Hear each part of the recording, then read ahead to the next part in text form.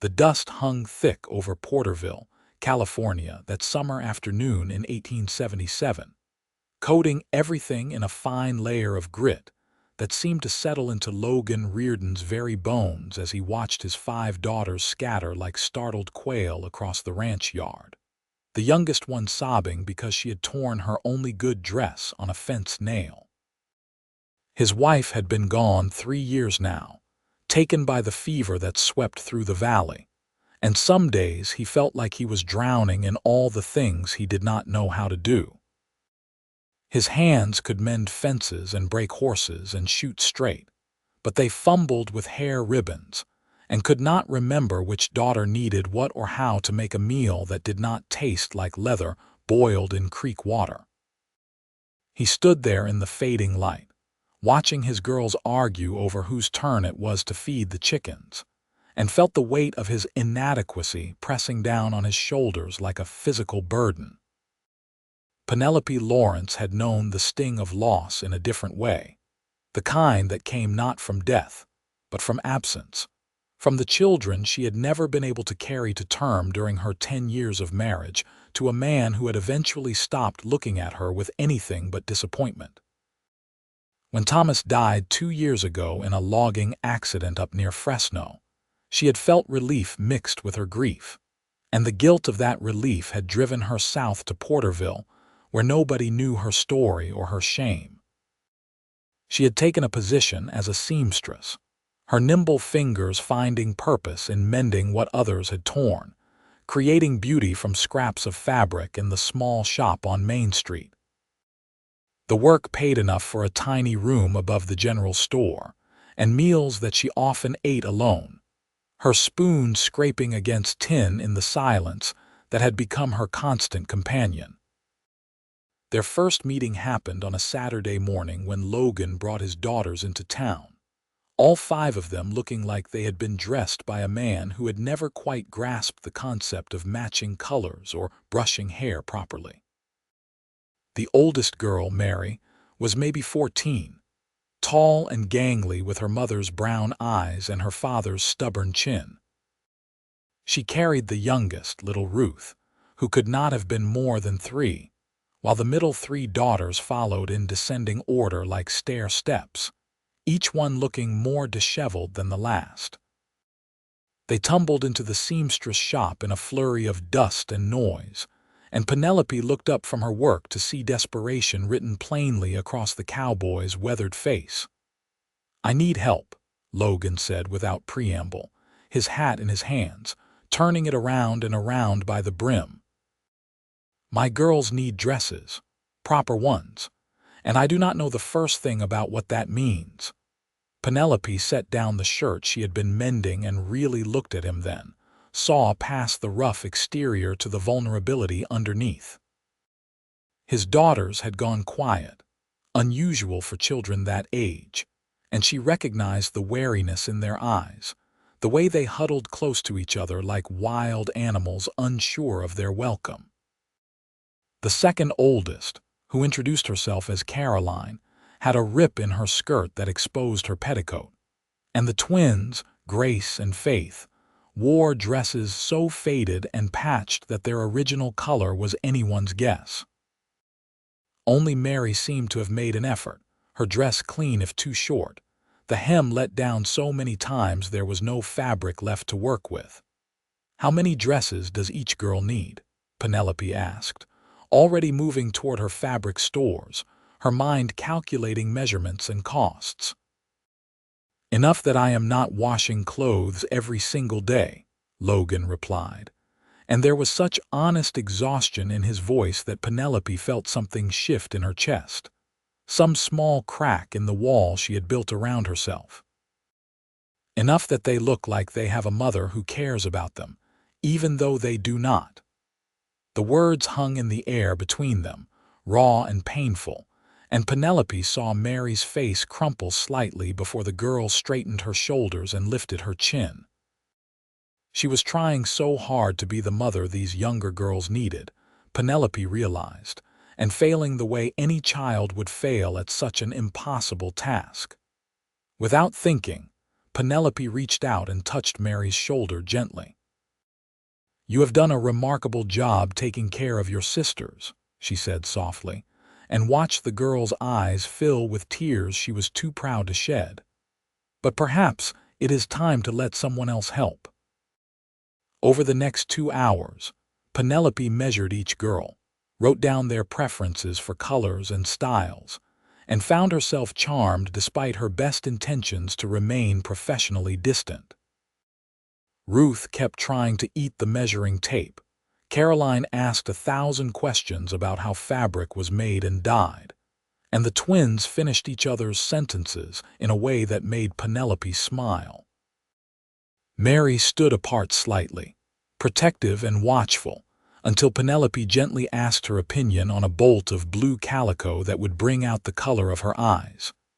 The girl's face transformed when she smiled, and Penelope felt another crack form in her carefully maintained armor.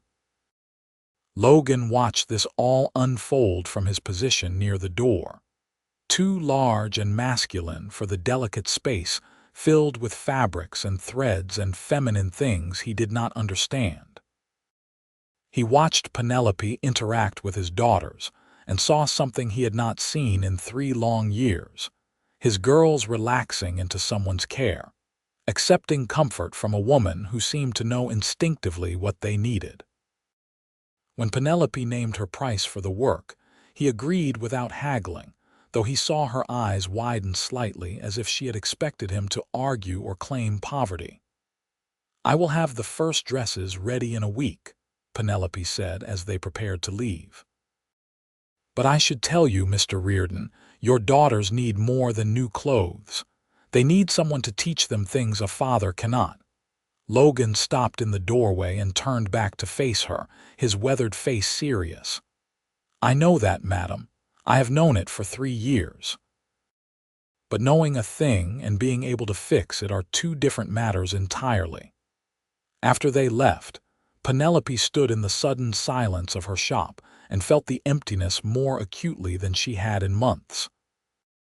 Her hands moved automatically, tidying the bolts of fabric the girls had pulled out, sweeping up the dust they had tracked across her clean floor.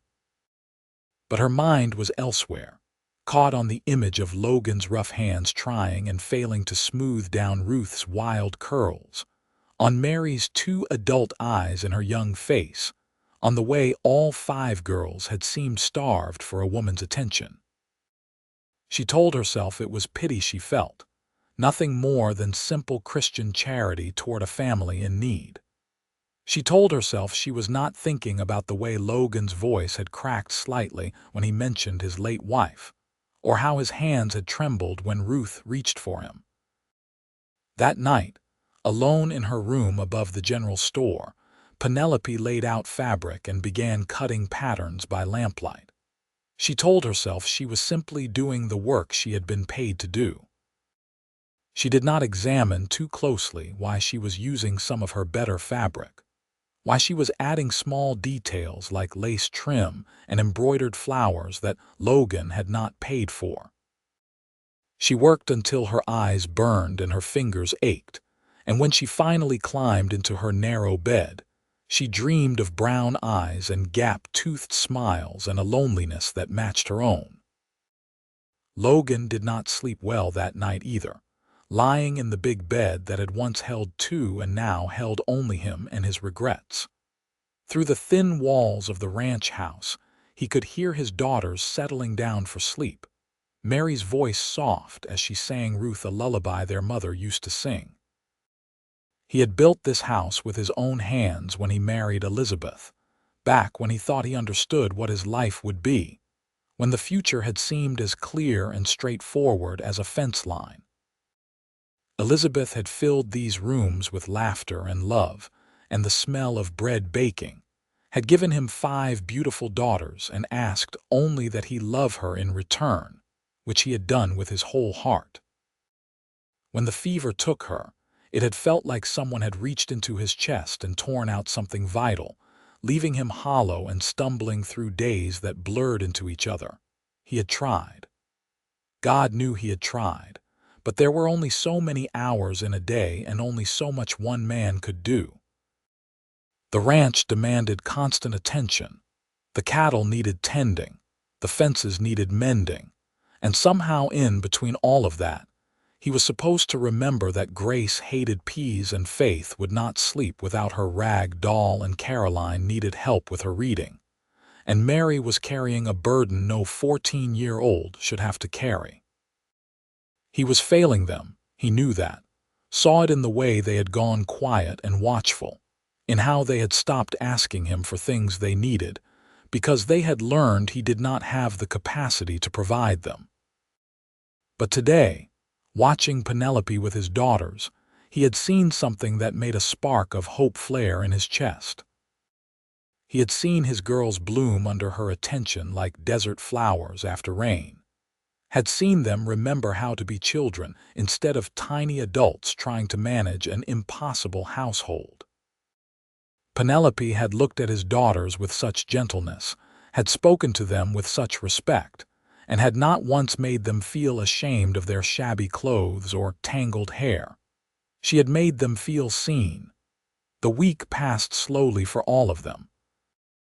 Logan found himself thinking about the seamstress at odd moments, her hands moving deftly over fabric, the way she had smiled at Ruth's chatter, the sadness he had glimpsed in her eyes when she thought no one was looking.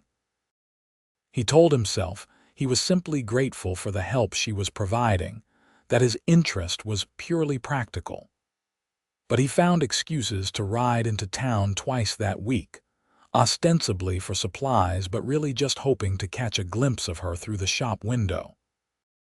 Penelope found herself working faster than usual, staying up late to finish the dresses ahead of schedule. She told herself it was professional pride, that she simply wanted to do good work for a paying customer. But when she finished the first dress, a soft blue cotton for Mary with careful tucks and a lace collar, she held it up and imagined the girl's face when she saw it. She added tiny embroidered daisies to the collar, stayed up an extra hour to get them just right, and did not let herself think too hard about why it mattered so much. When Logan and the girls returned to the shop the following Saturday, Penelope had 5 dresses ready, one for each daughter, with promises of more to come.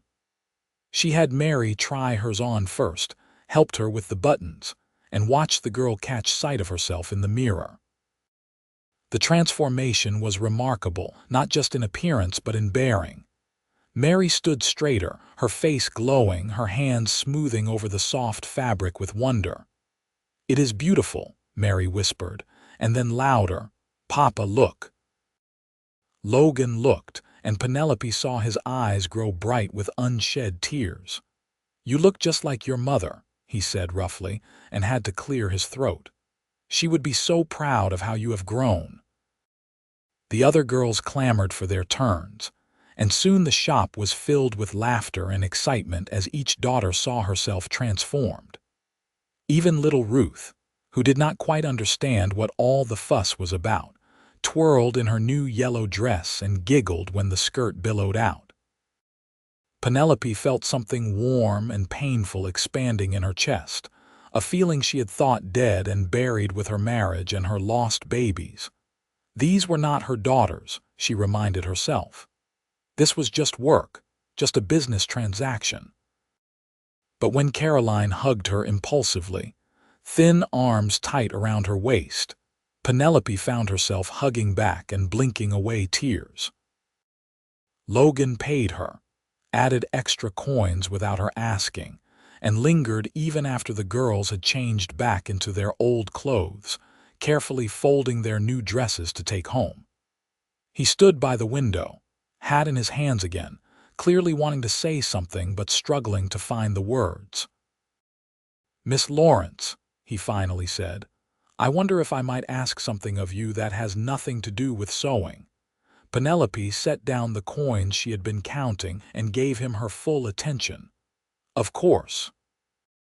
"My daughters need more than I can give them," Logan said, the words clearly costing him something. "They need someone to teach them the things their mother would have taught them." how to be young ladies, how to manage a household properly, how to do all the things I cannot teach them because I am just a cowboy who knows horses and cattle and not much else. He paused, took a breath. I would like to hire you to come to the ranch a few times a week, to spend time with them, to teach them what they need to know. Penelope felt her heart begin to race. It was a practical request, a reasonable business proposition. But something in the way he looked at her, in the vulnerability written plainly across his weathered face, made it feel like more. "Mr. Reardon, I have my shop to run. I would pay you well," he said quickly. "More than you make here. And you could bring your sewing with you, work on it while you teach them. I just need help, Miss Lawrence. We need help." The words hung in the air between them, heavy with meaning. Penelope looked past him to where his daughters waited outside, 5 girls who had been motherless too long, who were hungry for things only a woman could provide. She thought of her empty room, her solitary meals, the loneliness that had become so familiar she hardly noticed it anymore. She thought of how it had felt to have Caroline's arms around her, to see Mary's face light up with joy, to make a real difference in someone's life instead of just mending their torn sleeves. "I will come 3 days a week," she heard herself say. "Wednesdays, Fridays, and Saturdays. I will teach them what I can." The relief on Logan's face was so profound it was almost painful to witness. "Thank you," he said, and his voice was rough with emotion. "You do not know what this means to us."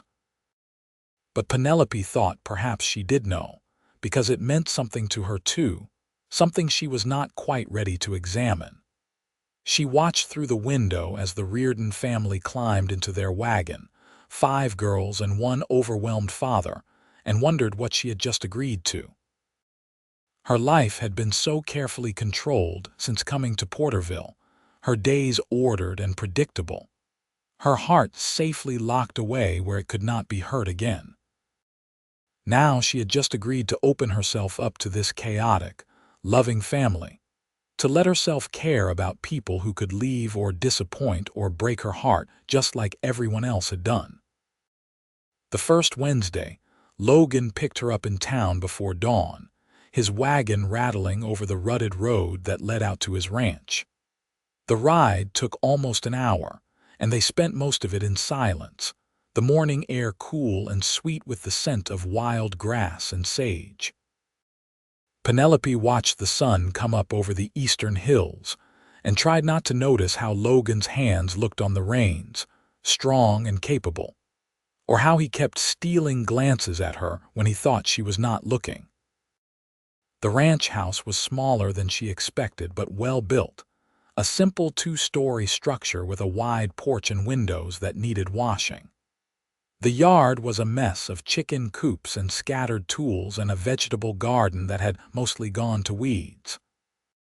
But there were flower boxes on the porch railing, though the flowers had long since died, and Penelope could see evidence of a woman's touch in the curtains visible through the windows, now faded and dusty. The girls came pouring out of the house when they heard the wagon, all 5 of them talking at once, grabbing Penelope's hands and pulling her inside to show her their rooms and their treasures and the kittens that had been born in the barn last week. The house was clean in the way a man might clean it, swept and mostly tidy, but there was dust on the high shelves and the curtains hung crooked, and the whole place had an air of being not quite cared for. It made Penelope's fingers itch to set things right. She started with the kitchen, teaching the older girls how to make bread properly while the younger ones watched and tried to help. Logan disappeared to work on the ranch, and Penelope felt herself relax into the rhythm of kneading dough and answering questions, and showing Caroline how to tell when the oven was the right temperature. Mary knew more than Penelope expected, had clearly been trying her best, but there were gaps in her knowledge that only another woman could fill.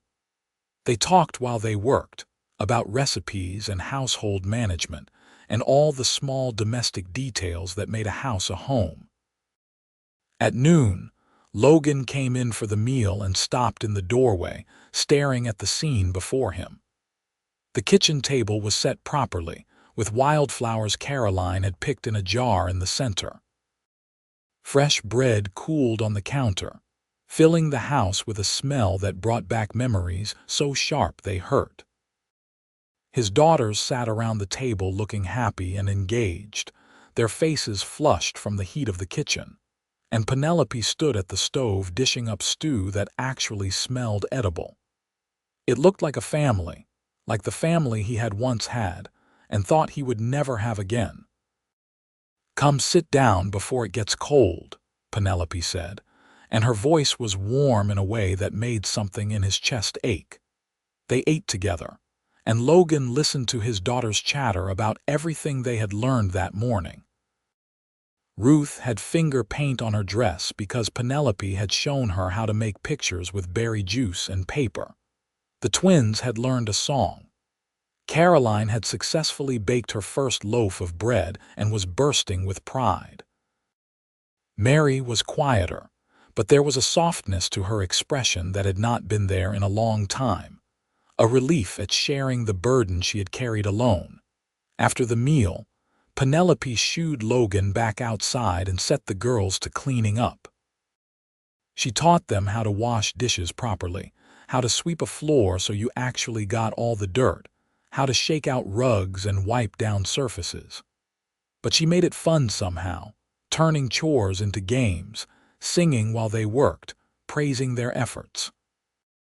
When the kitchen was clean, she moved to the sitting room and taught them basic mending while telling stories about growing up in Sacramento, about her own mother and the things she had learned. The day passed in a blur of activity, and when Logan drove her back to town as the sun was setting, Penelope felt more tired than she had in months, but also more alive. Her hands smelled like bread, yeast, and soap. Her dress had Ruth's sticky fingerprints on the skirt, and her heart felt fuller than it had any right to be. "Thank you," Logan said as they rattled along the darkening road. "Today was good for them, good for all of us." Penelope looked at his profile in the fading light, at the strong line of his jaw and the tired brackets around his eyes. "They are good girls. You have done well with them." "I have been surviving," Logan said quietly. "That is not the same as doing well. But today, for the first time in 3 years, my house felt like a home again." The words hit Penelope square in the chest, and she had to look away, blinking against sudden tears. She had felt it too, that sense of rightness, of purpose, of being needed. Her shop had never felt like a home, just a place she worked. Her room above the general store was just a place to sleep. But the Reardon ranch, chaotic and messy and full of life, had felt like somewhere she belonged. The pattern repeated over the following weeks. 3 times a week, Logan would pick up Penelope before dawn and bring her to the ranch. She would spend the day with his daughters, teaching them everything she could think of. They cooked together and cleaned together and sewed together. She taught them how to set a proper table, how to arrange flowers, how to write thank you notes and manage household accounts. She taught them songs and games and told them stories. She bandaged scraped knees and wiped away tears and listened to their fears and hopes and dreams. And slowly, without quite meaning to, she fell in love with all of them. She fell in love with Mary's fierce protectiveness, and the way she was learning to be a girl again instead of a substitute mother. She fell in love with Caroline's endless questions and bright curiosity about the world. She fell in love with the twins' mischief and the way they moved through the world like 2 halves of a whole. She fell in love with Ruth's sticky kisses and her absolute trust that the adults in her life would take care of her. And she fell in love with Logan, though she fought it harder and longer. It happened in small moments. The way he looked at his daughters with such fierce love and equally fierce worry. The way he listened when she talked, really listened, as if her words mattered. The way he always insisted on carrying her sewing basket, even though it was not heavy. The way he had fixed the squeaky hinge on the chicken coop after she mentioned it once in passing. The way he looked at her sometimes when he thought she did not notice, his eyes soft with something she was afraid to name. 2 months into their arrangement, a storm rolled in late one Saturday afternoon, the sky turning black and angry with frightening speed. Rain began to pour down in sheets, and the road back to town became a river of mud. Logan stood on the porch and looked out at the deluge, his jaw tight with concern. "You will have to stay the night," he said. "I cannot risk the horses on that road, and you would be soaked through before we made it a mile." Penelope should have felt worried about propriety, about what people might say. But all she felt was a small thrill of something that might have been happiness. "Where would I sleep?" "My room," Logan said immediately. "I will sleep in the barn." "You will not," Penelope said firmly. "I will not turn you out of your own bed. I can sleep on the sofa." They argued about it while the girls watched with interest, and finally compromised with Penelope sharing Mary's bed and Logan staying in his own room. The girls were delighted by this unexpected adventure, and Ruth clapped her hands with joy at the idea of Miss Penelope staying for a whole night. They made dinner together, and after the meal the rain was still pouring down, so they all crowded into the sitting room. Logan built up the fire against the dampness, and Penelope found herself telling stories while the girls sat around her feet, and Logan watched from his chair by the hearth. She told them about growing up in Sacramento, about her father who had been a carpenter and her mother who had sung in the church choir. She told them funny stories that made them laugh and gentle stories that made them sigh. She did not tell them about her marriage or her lost babies or the loneliness that had defined her life before she came to Porterville. But Logan, watching her in the firelight, saw the shadow of old pain in her eyes and wondered what had hurt her, who had failed to treasure what they had. The girls eventually fell asleep one by one, Ruth first and then the twins curled up together like puppies. Mary fought it the longest but finally succumbed, her head on Penelope's shoulder. Caroline dozed in Logan's lap, and he sat very still so as not to wake her. The storm raged outside, but inside the house was warm and peaceful, and Penelope felt something she had not felt in years. She felt like she was home. "I should get them to bed," Logan said quietly, and carefully lifted Caroline in his arms. Penelope woke the other girls gently, and together they got everyone settled for the night. When it was just the two of them standing in the hallway, the house quiet around them, Logan reached out and touched her hand. Just a brush of his fingers against hers, but it sent heat racing up her arm. "Thank you," he said softly, "for everything, for being here, for caring about them." "It is not hard to care about them," Penelope replied, her heart hammering. "They are wonderful girls. And what about me?" The words were out before Logan seemed to realize he was going to say them. He looked startled by his own boldness, but he did not take them back. "Is it hard to care about me?" Penelope looked up at him, at this rough cowboy with his weathered face and gentle hands and heart big enough to hold 5 daughters and maybe, just maybe, room for one more person. "No," she whispered. "It is not hard at all. That is what frightens me." Logan cupped her face in his hand, his palm calloused but tender. "You do not need to be frightened, not of me, not of this."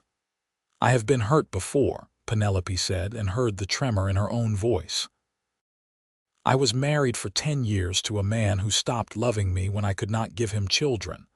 I do not think I could survive that kind of disappointment again."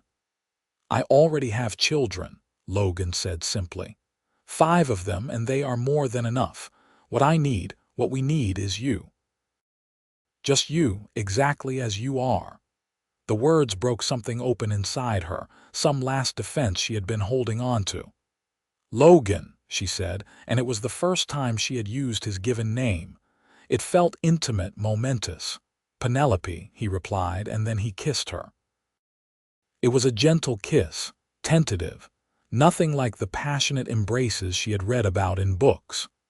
It was a question and a promise all at once, an offering she could accept or refuse. She kissed him back, rising up on her toes to reach him better, her hands fisting in his shirt. When they broke apart, both breathing hard, Logan rested his forehead against hers. "We need each other," he said simply, and it was the truest thing she had ever heard. They stood there in the hallway for a long moment, neither willing to be the first to step away.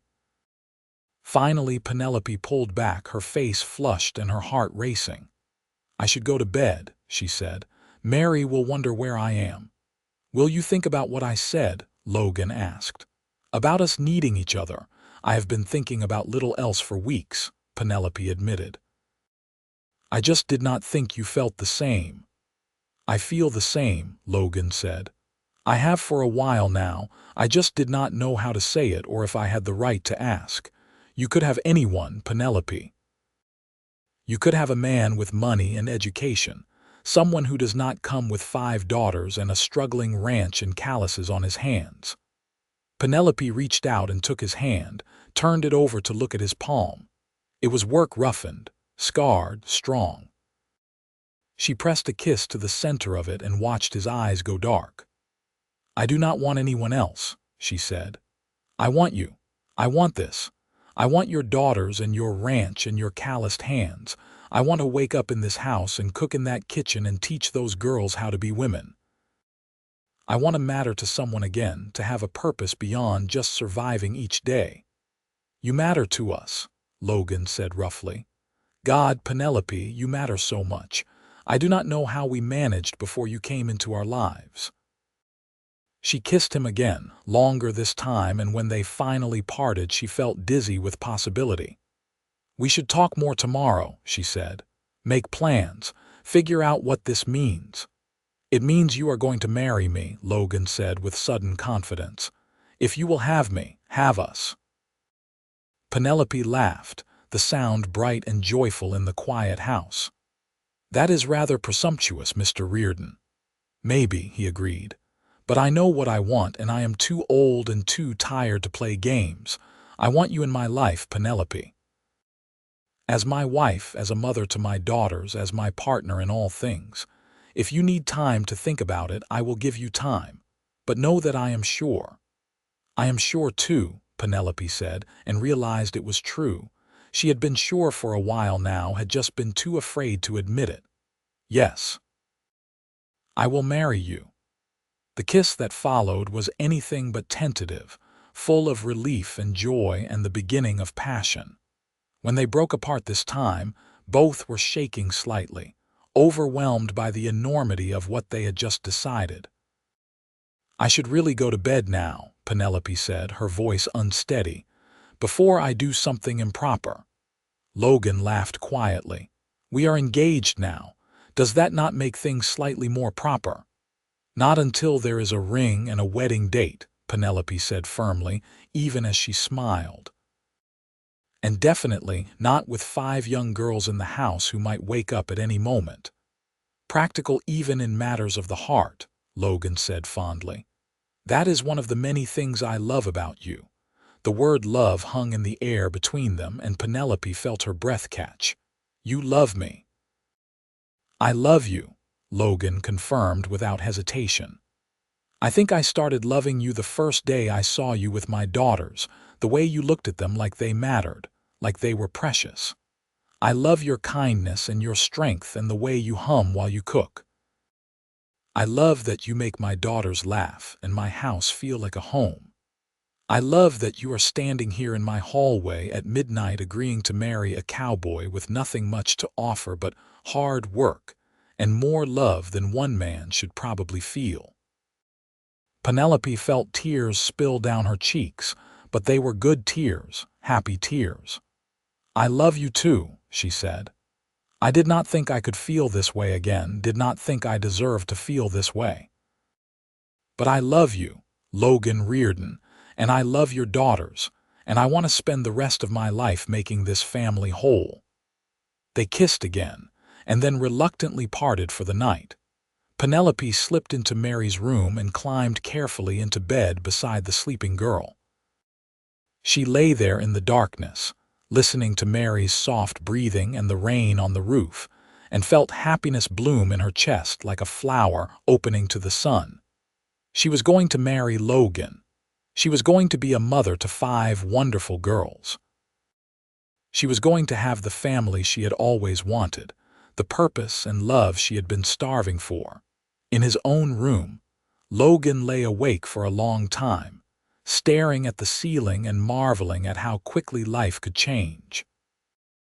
This morning he had been a struggling widower, drowning under the weight of responsibilities he could not manage. Tonight he was an engaged man, with a future that suddenly looked bright and full of possibility. Penelope would be his wife. She would help him raise his daughters, would fill his house with laughter and love, would share his bed and his life and his dreams. He had not thought he would ever feel this way again, had assumed his chance at happiness died with Elizabeth. But what he felt for Penelope was different than what he had felt for his first wife. No less real but colored by experience and loss, and a deeper understanding of how precious love was.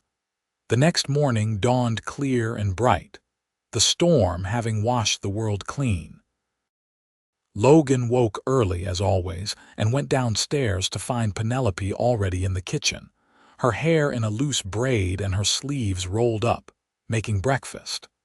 She looked up when he entered and smiled, and the sight of her there in his kitchen in the early morning light made his heart clench.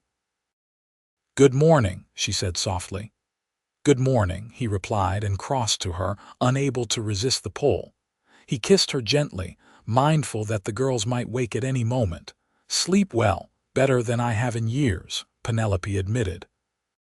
"Though I kept wanting to pinch myself to make sure it was real." "It is real," Logan assured her, his arms around her waist. "You are here and you said yes, and we are going to build a life together." The girls woke one by one and tumbled downstairs to find breakfast already made and their father kissing Miss Penelope in the kitchen. There was a moment of shocked silence, and then Ruth started clapping and the twins squealed with delight and Caroline demanded to know if this meant Miss Penelope was going to live with them forever. Mary watched quietly, her expression unreadable, and Penelope felt a flutter of worry. Logan cleared his throat and stepped back, though he kept one hand on Penelope's waist. "Girls, Miss Penelope has agreed to marry me. That means she is going to become your stepmother if that is all right with you." "Of course it is all right," Caroline said immediately. "We love Miss Penelope." "We need Miss Penelope," Grace added, and Faith nodded vigorously in agreement. Ruth climbed into Penelope's lap and hugged her tightly. "You will be my mama now?" she asked hopefully. Penelope felt her throat close with emotion. "I will do my best to be a good mama to you," she promised, holding the little girl close. "All of you, if you will let me." 4 of the 5 girls rushed to embrace her, all talking at once about how wonderful this was and what it would mean. But Mary hung back, and when Penelope looked at her over the heads of her chattering sisters, she saw wariness in the girls' eyes.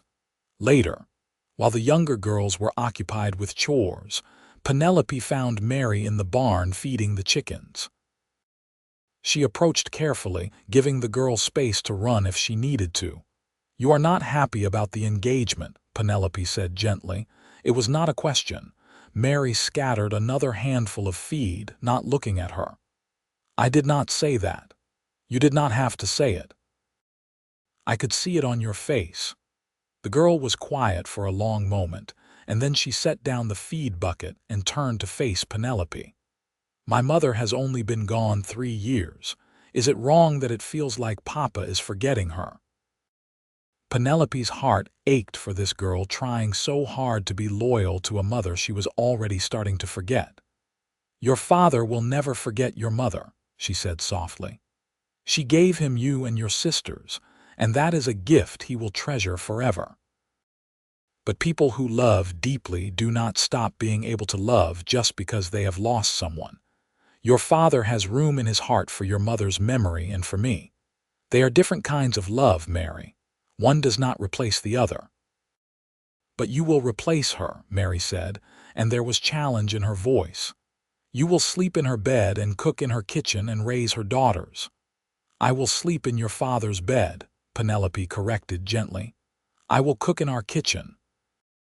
And I will help raise his daughters, yes, but I am not trying to erase your mother. I could never do that, and I would never want to. Your mother was by all accounts a wonderful woman, and I hope you will tell me about her. Share your memories with me. I want to honor her, Mary, not replace her. Mary's eyes filled with tears. I am forgetting what she looked like, she whispered. Sometimes I try to remember her face and I cannot do it, and that makes me feel like a terrible daughter. Penelope pulled the girl into her arms and held her while she cried, all the tears she had been holding back for 3 years. You are not a terrible daughter. You are a remarkable young woman who has been carrying an impossible burden. It is all right to let go, Mary. It is all right to let yourself be a girl again, to let someone else take care of you and your sisters. Your mother would want that for you. How do you know what she would want? Mary asked, her voice muffled against Penelope's shoulder. Because I know what I would want if I were her, Penelope said. I would want my daughters to be happy and loved and cared for. I would want my husband to find someone who would treat my children with kindness and help him carry the weight of raising them. I would want my family to heal and move forward, not stay frozen in grief forever. Mary pulled back and wiped her eyes. Do you really love him? My father, I really love him, Penelope said honestly, and I love you and your sisters. I know I have not earned the right to be your mother yet, and maybe I never will in your eyes. But I promise you, Mary, I will do everything in my power to be worthy of your trust. I will take care of you and protect you and teach you everything I know. I will never try to make you forget your mother, but I will be here for you in whatever way you need me to be. The girl studied her face for a long moment and then nodded slowly. All right, I will try to be happy about this. That is all I ask, Penelope said and meant it. The engagement period was short because neither of them saw the point in waiting. Logan was 35 years old, Penelope was 32, and they both knew what they wanted. They were married 6 weeks later in the small church in Porterville, with the whole town in attendance and 5 girls in new dresses standing up as witnesses. Penelope wore a simple dress of cream-colored silk that she had sewn herself, with lace at the collar and cuffs. Logan wore his best suit and looked nervous and happy, and so handsome Penelope felt her breath catch when she saw him waiting at the altar. The ceremony was simple but heartfelt, and when the preacher pronounced them man and wife, Logan kissed her tenderly while their daughters clapped and cheered. The reception was held at the ranch, with neighbors bringing food and well wishes. People danced in the yard and children ran wild, and someone brought out a fiddle and played while the sun set over the California hills. Late in the evening, when the guests had finally gone home and the girls were asleep in their beds, Logan and Penelope stood together on the porch of what was now their house. He had his arms around her waist, her back pressed against his chest, and they looked out over the ranch that was now their shared responsibility and dream. Happy? Logan asked, his breath warm against her ear. Happier than I ever thought I would be, Penelope replied honestly. I feel like I have been given a second chance at everything I thought I lost. We both have, Logan said. He turned her in his arms so she faced him, her face tilted up to his in the moonlight. I promise you, Penelope, I will spend the rest of my life making sure you never regret this decision. I will love you and cherish you and do everything in my power to make you happy. "I know you will," Penelope said and kissed him, "because I know the kind of man you are, and I promise you the same. I will love you and your daughters and help you build the life you want. We will make this work, Logan. Together." They went inside then, to the bedroom that was now theirs, and closed the door on the outside world. What happened between them that night was tender and passionate and spoke of new beginnings and old wounds finally beginning to heal. When Penelope fell asleep in her husband's arms, she felt complete in a way she had never felt before. The first few months of marriage were an adjustment for everyone. Penelope moved her few belongings from her room above the general store to the ranch, gave up her seamstress shop to focus on her new family. The girls had to learn to share their father, and Penelope had to learn the rhythms of running a ranch household, which was different than anything she had done before. There were moments of friction and frustration, times when the twins bickered and Ruth had tantrums and Caroline's endless questions wore on everyone's nerves. There were times when Mary retreated into herself, clearly struggling with conflicting loyalties. There were times when Logan came in, exhausted from a long day, and snapped at someone, then felt terrible about it. But there were far more good moments than bad. There were Sunday dinners with all 7 of them crowded around the table, talking and laughing. There were evenings by the fire with Logan reading aloud while Penelope sewed and the girls played quietly. There were mornings when Penelope woke to find Ruth had crawled into bed between her and Logan during the night, her small body warm and trusting. There were afternoons when she and Mary worked side by side in the garden, the girl slowly opening up and sharing memories of her mother. There were nights when Logan pulled her into his arms and told her how grateful he was, how much he loved her, how she had transformed his life. Penelope threw herself into her new role with the same dedication she had once given to her sewing. She learned how to manage the household accounts, how to preserve vegetables for winter, how to care for chickens and milk cows. She taught the girls everything she knew and learned alongside them. She made the ranch house a true home, sewing new curtains and planting flowers and creating small touches of beauty everywhere. She cooked hearty meals and kept the house clean and made sure everyone had what they needed. But more than that, she listened and comforted and guided. She praised accomplishments and corrected mistakes with gentle firmness. She was present in a way the girls had not experienced since their mother died.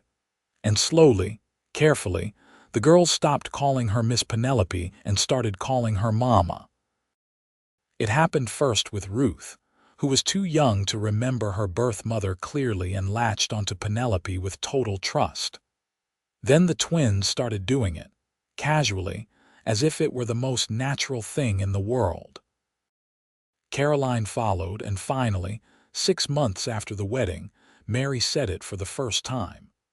They were working on a quilt together, and Mary pricked her finger with the needle and without thinking said, "Mama, I am bleeding." Penelope looked up sharply, and Mary's eyes widened as she realized what she had said.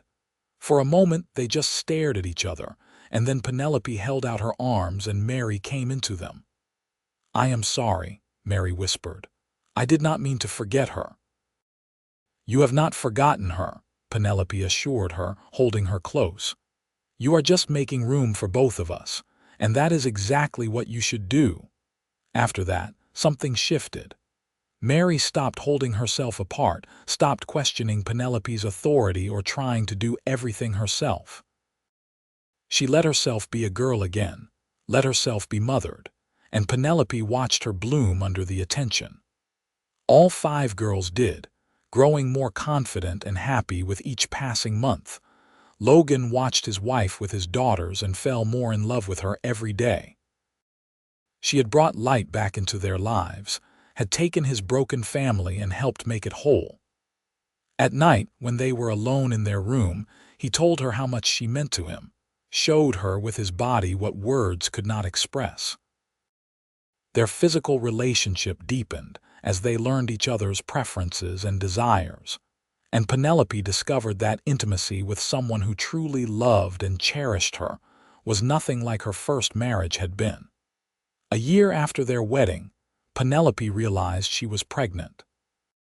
She had not thought it was possible, had assumed after years of miscarriages and failed pregnancies that her body simply could not carry a child to term. But here she was, 33 years old and expecting a baby, and the fear was almost overwhelming. She put off telling Logan for 2 weeks, terrified of what might happen, of disappointing him if she lost this child too. But finally, she could not keep it to herself any longer. She told him one night after the girls had gone to bed, her hands shaking as she spoke the words. Logan stared at her for a long moment, his face unreadable, and then he pulled her into his arms and held her so tightly she could barely breathe. "A baby," he said, his voice rough with emotion. "We are going to have a baby." "Maybe," Penelope said, her face pressed against his chest. "Logan, I need to tell you something. I have been pregnant before many times, but I always lost them. I do not know if I can carry this one either." Logan pulled back and cupped her face in his hands, forcing her to look at him. "Then we will face that if it happens."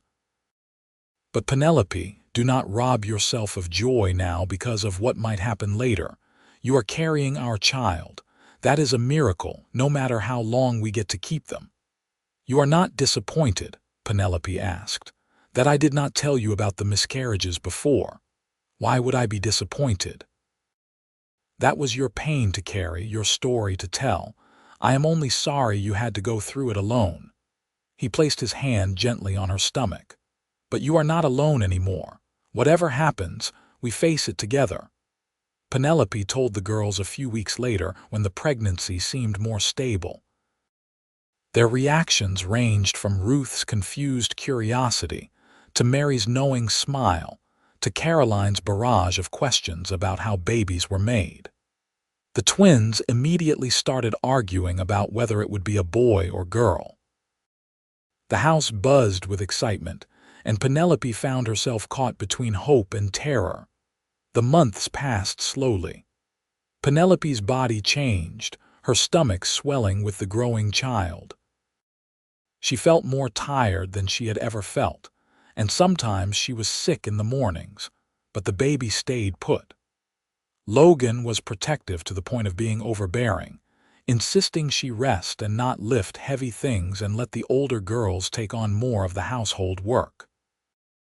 The girls fussed over her and argued about baby names and started sewing tiny clothes, and through it all, Penelope prayed. She prayed in the garden while hanging laundry, prayed in bed before sleep, prayed while kneading bread and sweeping floors and doing all the mundane tasks that made up her days. She prayed for this baby to stay, to grow, to be born healthy. She prayed for the strength to survive if the worst happened. She prayed for her husband and her daughters and the family they had built together. 7 months into the pregnancy, Penelope went into early labor. It was the middle of the night, and she woke Logan with a gasp of pain. He immediately sent Mary for the doctor, a 3-hour round trip into town and back. While they waited, Logan stayed by Penelope's side, holding her hand and wiping her forehead and trying to hide his own terror. The other girls huddled together in the hallway, too scared to leave but too young to help. The doctor arrived as dawn was breaking, examined Penelope, and shook his head gravely. "The baby is coming, whether we are ready or not.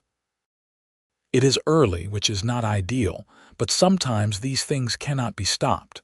We will do our best."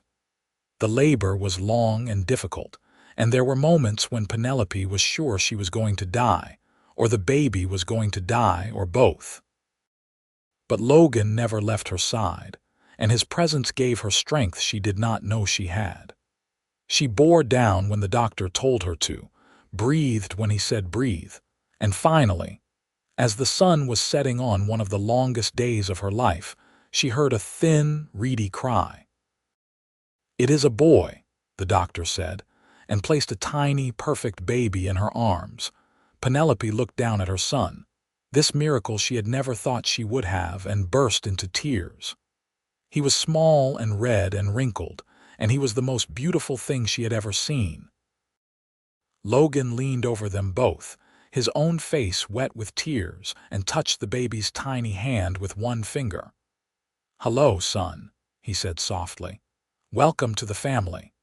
They named him William Logan Reardon, and he was doted on by 6 people from the moment he entered the world. The girls took turns holding him and sang to him and argued about who he looked like. Logan carried him around the ranch, showing him everything and talking to him as if he could understand. Penelope nursed him and watched him sleep and marveled that this was real, that she finally had the baby she had wanted for so long. William was a fussy baby, colicky and prone to crying at all hours, but nobody minded much. After so much loss and grief, his cries were proof of life, of hope, of new beginnings. When he was 2 months old and clearly going to survive, Penelope finally let herself believe that this was real, that she was truly a mother in every sense of the word. The ranch prospered over the next few years. Logan worked hard, and with Penelope managing the household and helping with the books, they were able to expand their herd and improve their land. The girls grew up, each one blossoming in her own way. Mary, at 17, was courted by the blacksmith's son, a steady young man Logan approved of. Caroline announced her intention to become a teacher. The twins discovered a talent for raising horses. Ruth started school and came home each day with stories and pictures and requests for help with her letters. And William grew from a fussy baby into a sturdy toddler with his father's brown eyes and his mother's smile. He followed Logan everywhere, trying to copy everything his father did. He was the prince of the household, adored by his parents and 5 older sisters who spoiled him terribly. When William was 3, Penelope realized she was pregnant again. This time the fear was less, tempered by the knowledge that her body could do this, that she could carry a baby to term. Logan was overjoyed, and the girls started the whole process over again, arguing about names and making baby clothes and preparing for a new addition.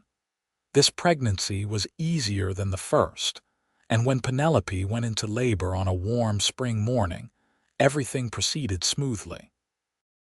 By afternoon, she held a daughter in her arms, a healthy baby girl with a shock of dark hair and her father's strong lungs. They named her Elizabeth after Logan's first wife, and if Mary cried when she heard the name, they were happy tears.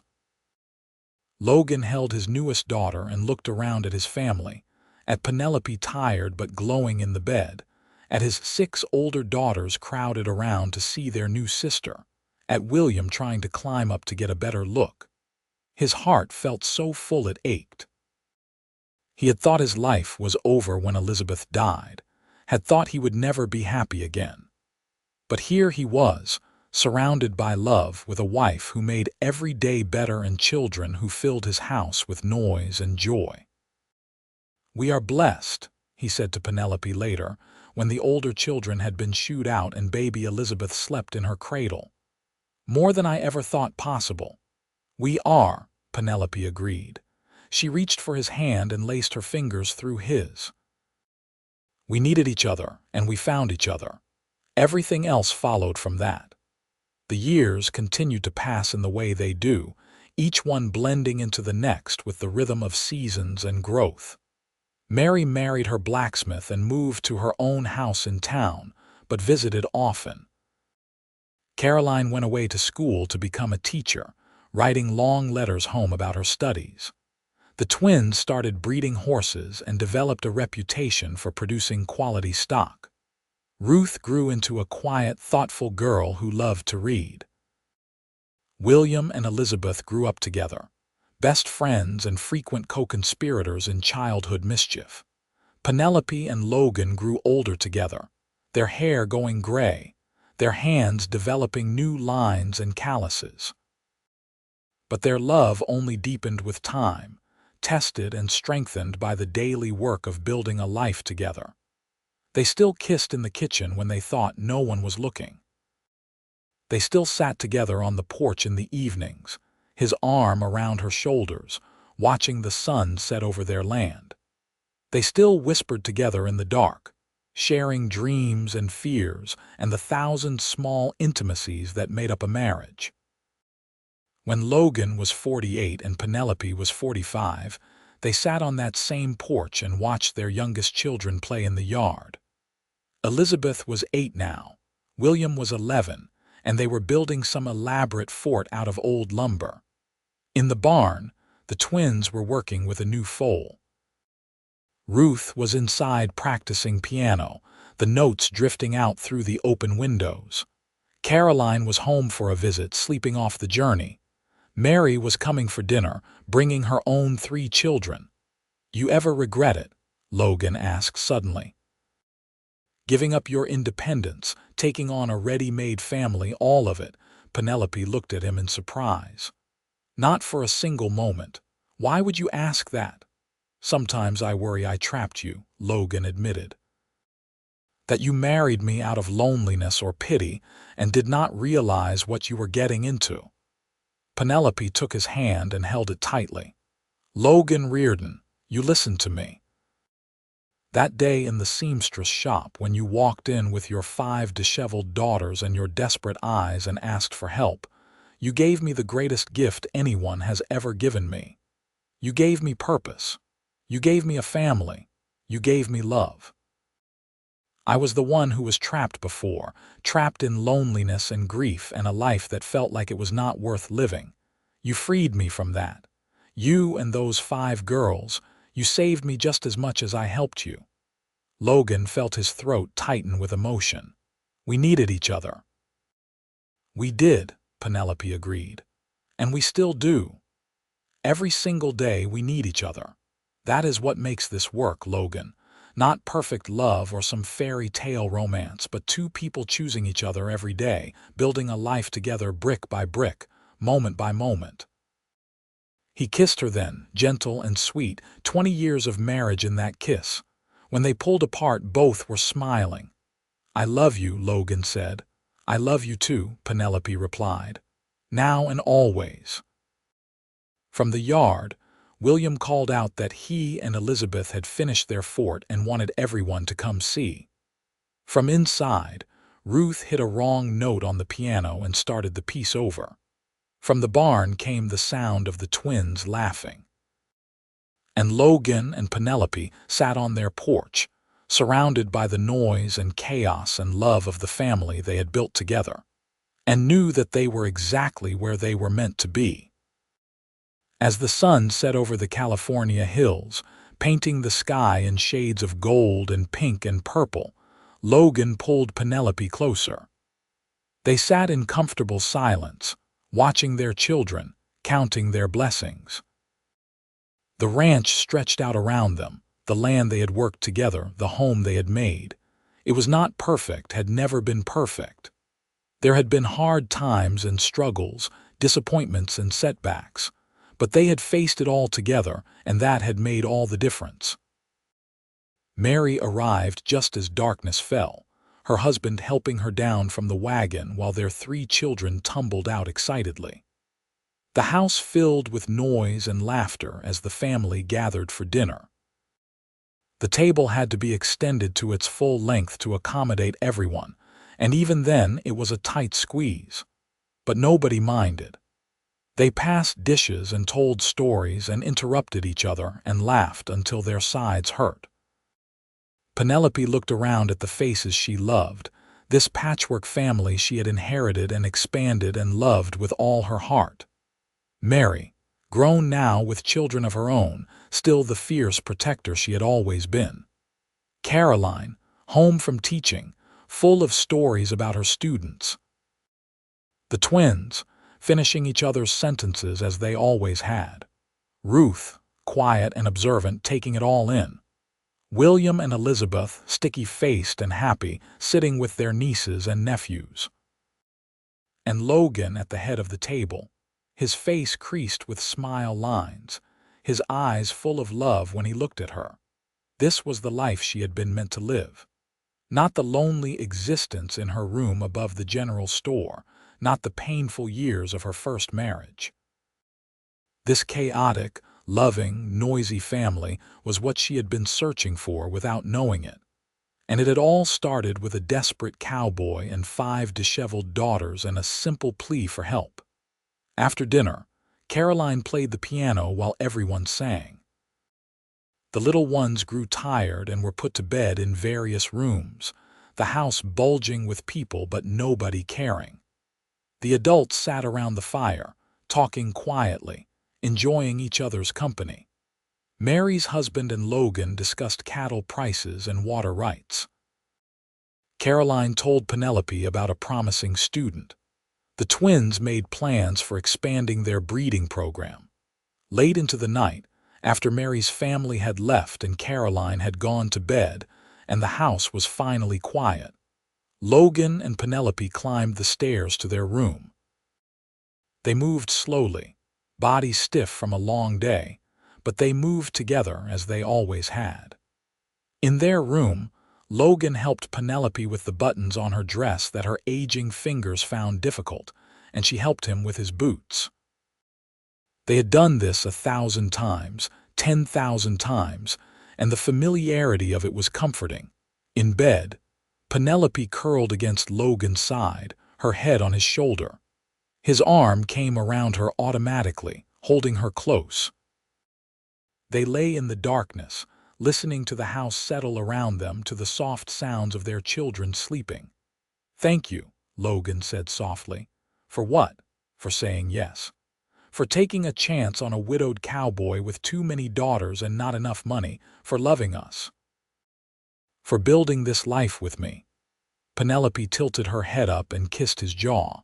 "Thank you for asking, for seeing me when I felt invisible, for giving me a purpose and a family and a love I never thought I would have. We saved each other, Logan. That is the truth of it." "We needed each other," he said, echoing the words he had spoken so many years ago. "We did," Penelope agreed. "And we still do." They fell asleep like that, wrapped in each other's arms, and dreamed of the life they had built and the years still to come. Outside, the California night was peaceful, stars bright overhead. The ranch slept, the cattle lowing softly in the distance, the horses shifting in the barn. And in the house, 7 people who had found each other against all odds rested safely, bound together by love and need, and the simple decision to say yes when life offered them a second chance. The years that followed brought their own share of joys and sorrows, as all lives do. Logan's health began to fail when he was in his mid-50s, his body worn out from decades of hard labor. But Penelope was by his side through it all, nursing him through the bad days and celebrating the good ones. William took over more of the ranch work, growing into a capable young man who made his father proud.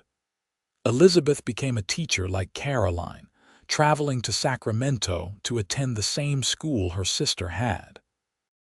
The grandchildren kept coming, Mary eventually having 6 children, the twins marrying brothers and having families of their own. Ruth married a banker and moved to San Francisco but came home often. The house that had once held 7 now sometimes held 20 or more when everyone came for holidays, and Penelope presided over it all with grace and love. When Logan was 62, he died peacefully in his sleep, Penelope beside him as she had been for 27 years. She held his hand as he took his last breath and kissed his forehead and told him she would see him again someday. The grief was crushing, but it was tempered by gratitude for the years they had shared. She had loved 2 men in her life and lost them both, but this loss was different.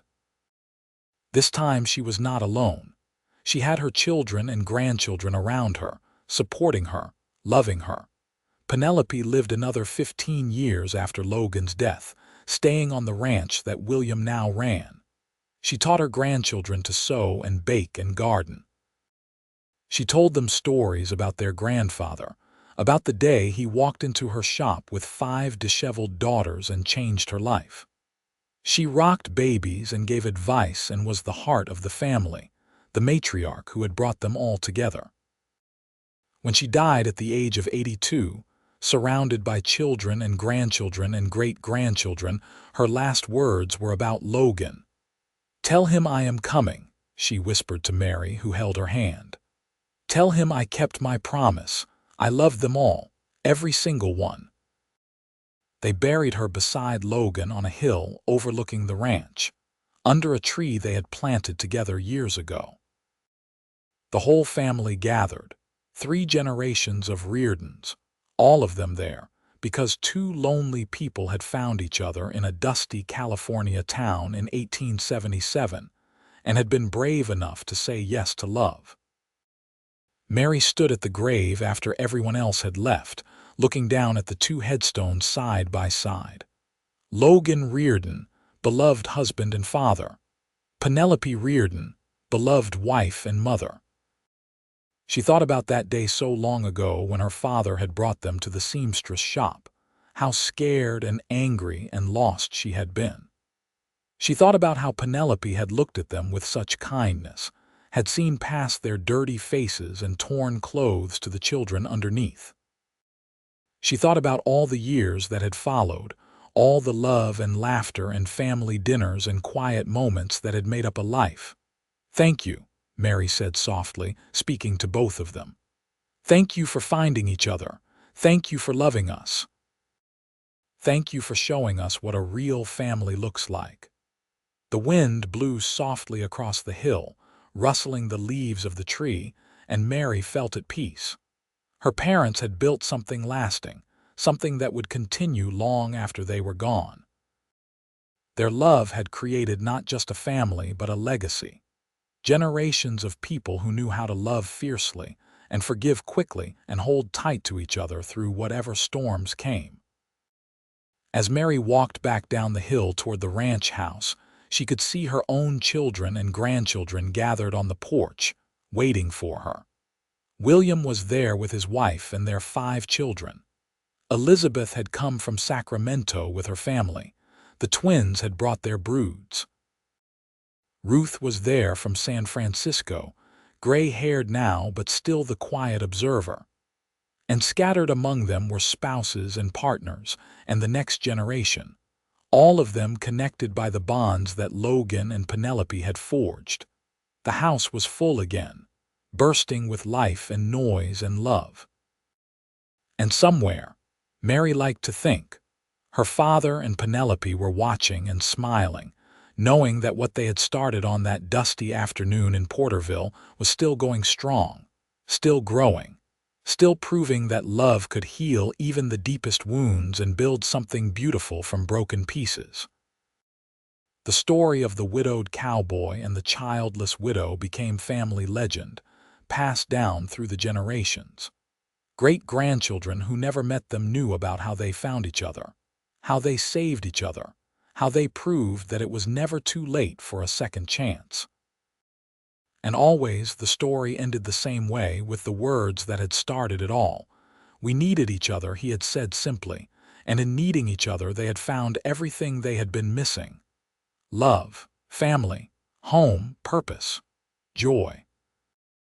It was the best kind of love story, the kind that was messy and imperfect and real.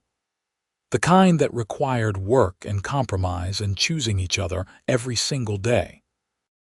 The kind that built something lasting, something that could weather storms and span decades and create ripples that touched generations. The ranch still stands today, passed down through the family, a testament to what 2 people can build when they are brave enough to reach for happiness even after loss. And on that hill, under that tree, 2 headstones stand side by side, marking the resting place of Logan and Penelope Reardon, who found each other when they needed it most and built a love story for the ages. Their story was complete, their ending as happy as any ending could be. They had lived fully and loved deeply and left the world better than they found it. They had needed each other, and in that need, they had found everything.